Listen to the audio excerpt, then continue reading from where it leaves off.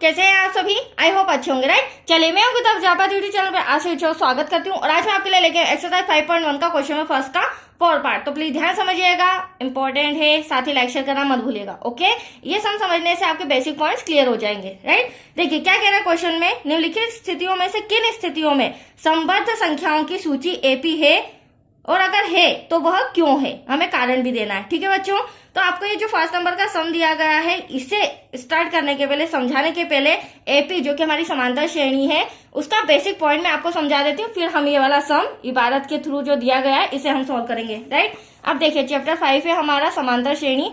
इसमें आप देख सकते हैं बच्चों, दो एग्जाम्पल लिए हैं मैंने। फर्स्ट एग्जाम्पल ये नजर आ रहा है, सेकेंड ये नजर आ रहा है। अब हो क्या रहा है इसमें वो मैं बताती हूँ।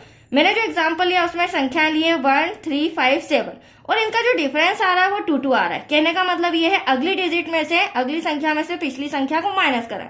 3 में से 1 माइनस किया 2 बचा, 5 में से 3 माइनस किया 2 बचा, 7 में से 5 माइनस किया 2 बचा।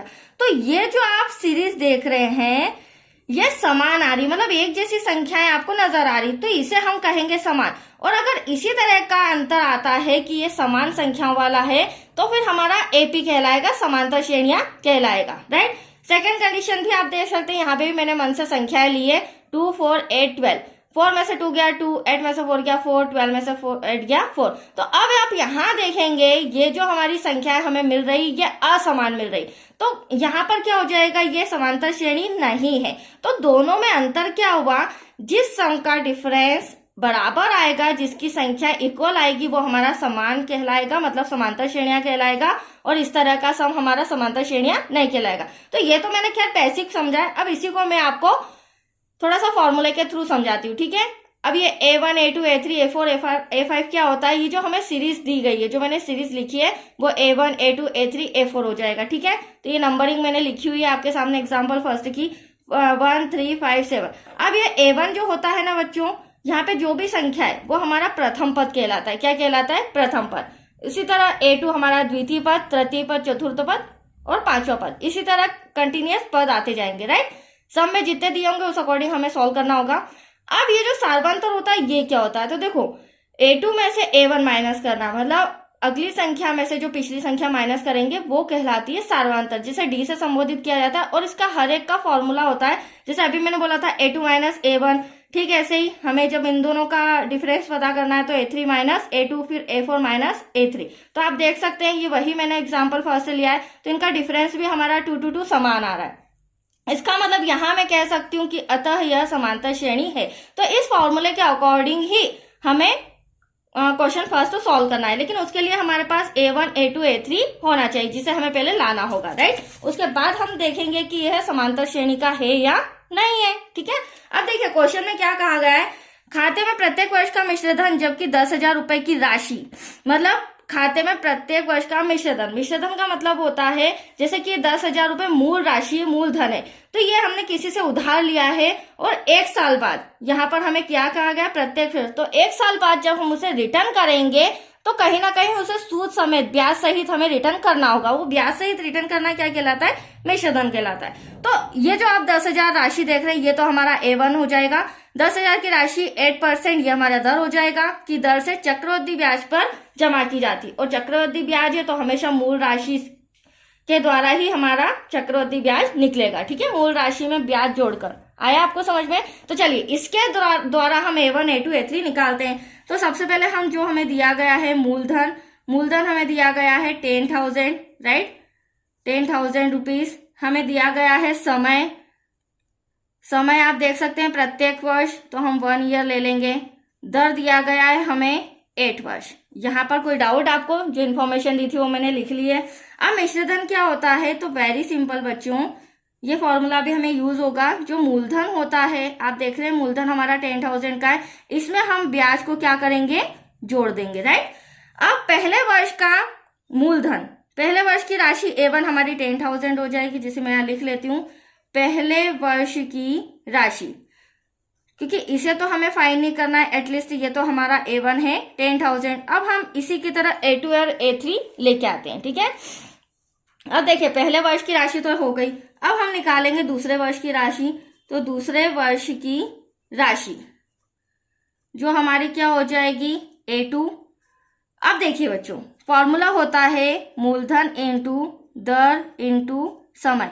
हालांकि ये अपना साधारण ब्याज का फॉर्मूला है बस, बट इस फॉर्मूले के अकॉर्डिंग ही मैं आपको A1 A2 A3 लाके बताती हूँ, ठीक है। अब मूल राशि तो हमारी 10,000 हो गई बच्चों, रेट क्या हो गई 8%, समय हो गया 1 ईयर, डिवाइड में 100, 0 से 0 कैंसिल करेंगे 800 हमारा क्या आया है, ब्याज आया है, ठीक है, साल भर का। तो अब हम क्या करेंगे, मिश्रधन चाहिए हमें, तो मिश्रधन में क्या करेंगे, जो मूलधन है उसमें ब्याज को ऐड कर देंगे, राइट। तो ये रहा हमारा मूलधन प्लस ब्याज। तो अब आप देख सकते हैं मूलधन हमारा 10,000 है बच्चों, प्लस ब्याज 800, तो यहाँ पर हो जाएगा 10,800। ये जो हमारे पास अमाउंट आया ये हमारा A2 है, दैट्स क्लियर। A1 10,000, A2 10,800। अब हम A3 निकाल लेते हैं। तो A3 मतलब कि तीसरे वर्ष का राशि, तो यहाँ लिखेंगे तीसरे वर्ष की राशि।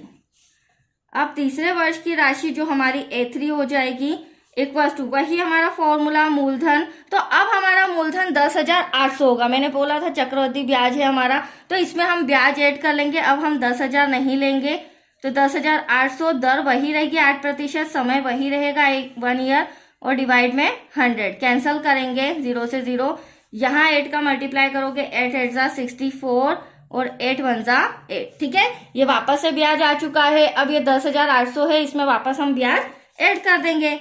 तो मिश्रधन क्या होगा हमारा, मिश्रधन होगा मूल राशि अब हमारी 10,800 है प्लस 864, ऐड करेंगे तो 64, तो आपका ऐसा कैसा 8 और 8 16 हो जाएगा, देन 1।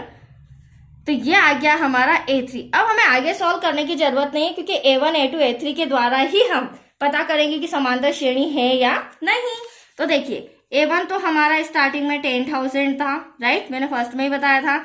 A2 अभी आपके सामने मैंने सॉल्व किया है 10,800, देन A3 आपको नजर आ रहा है 11,664। अब वही अभी जो मैंने आपको सार्वंतर का फॉर्मूला बताया था उसके थ्रू हम पता करते हैं समान अमाउंट आ रही है या नहीं आ रही है। तो देखिए सार्वंतर जिसे D से संबोधित किया जाता है, फॉर्मूला होता है A2 माइनस A1।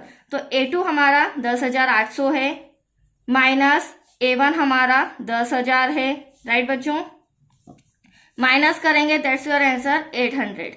एक तो हमारा 800 आ रहा है। अब वापस से A3, यहाँ पर D2 ले लेते हैं, ये D1 है। अब हम A3 में से A2 माइनस करेंगे, तो A3 माइनस A2। A3 कितना है बच्चों, A3 हमारा है 11,664। तो यहाँ पर हम लिख लेते हैं